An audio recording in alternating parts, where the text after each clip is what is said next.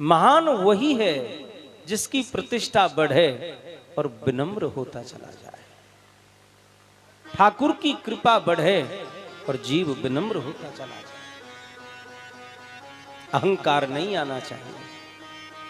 समाज में लोग हमारी प्रशंसा करें, लोग हमारा आदर करें, सम्मान करें, ठीक है। कुछ वो लोग हमारे अंदर देखते होंगे ऐसा, और यदि उसे देख करके वो हमारा आदर सम्मान कर रहे हैं, तो जिसका सम्मान हो रहा है उस सम्मानित व्यक्ति को चाहिए उस सम्मान को पाकर के वो विनम्र बने।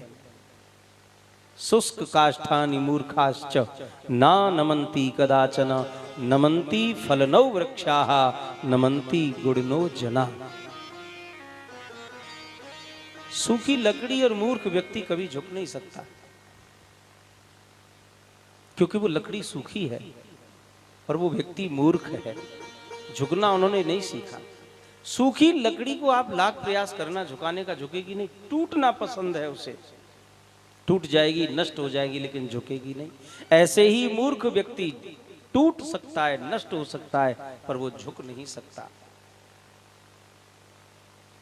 और जिस वृक्ष पर जब फल लद जाते हैं तो वृक्ष की डाली आपने देखा होगा अपने आप नीचे को झुक जाती है।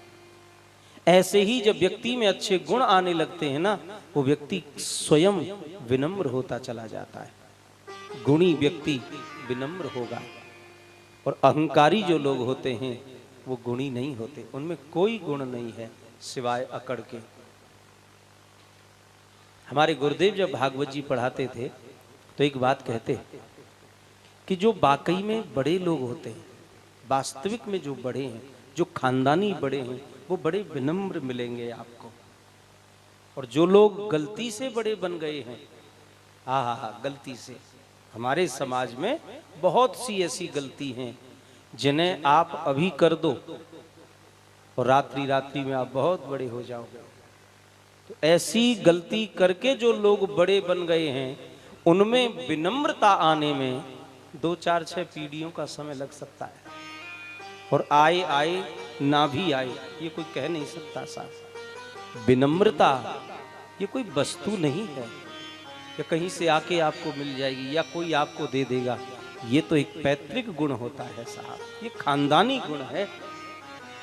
विनम्र वो है जो वास्तविक बड़ा है।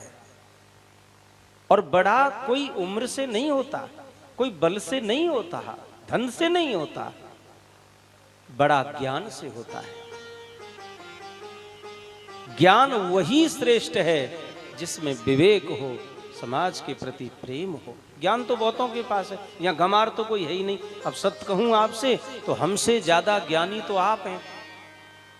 हमारा काम तो सिर्फ बोलने का है, हम बोल रहे हैं, बोल के चले जाएंगे। आप 2 काम कर रहे हो, हम एक काम कर रहे हैं, बोले ही बोल रहे हैं। आप 2 काम कर रहे हो, आप सुन रहे हो और समझ रहे हो।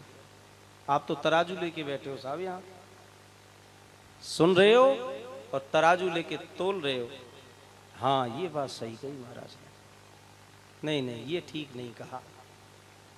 व्यक्ति तुरंत निर्णय लेता है। उनके यहाँ कथा हुई, वहां सुना था हमने, वो तो ऐसे कह रहे थे और ये ऐसे कह रहे हैं। अब आप फिर तोल रहे हो। अब हो ठीक है कि जी ठीक है, अब जो ठीक होगा आप ठीक है, मर्यादा के कारण नहीं बोल पा रहे हो, बाकी निर्णय तो आपने ले लिया। नहीं ये ठीक है ना, ये नहीं, वो ठीक है, वो ही सही थे। चलो जिसको भी आप मानो, ये आपकी मर्जी है। फिर भी वक्ता से ज्यादा श्रोता ज्ञानी होता है, वो सुनता है और समझता है। जो अपने काम की चीज है उसे ग्रहण कर लेता है, बाकी चीज छोड़ देता है। सार सार को गहे रहे, थोता दे उड़ाए, ये श्रोता का लक्षण है। सारग्राही, श्रोता को सारग्राही होना चाहिए। अब 4 घंटा की कथा में वक्ता हजारों शब्द बोलता है, लाखों शब्द बोलता है। जरूरी नहीं कि वो सभी शब्द सार्थक हों।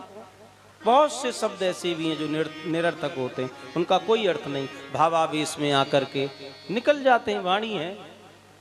लेकिन श्रोता वही श्रेष्ठ है जो सारग्राही है, जो सार सार को ग्रहण करे। बाकी क्या लेना देना साहब, जो तुम्हारे हित की बात है उसे तुम स्वीकार करें।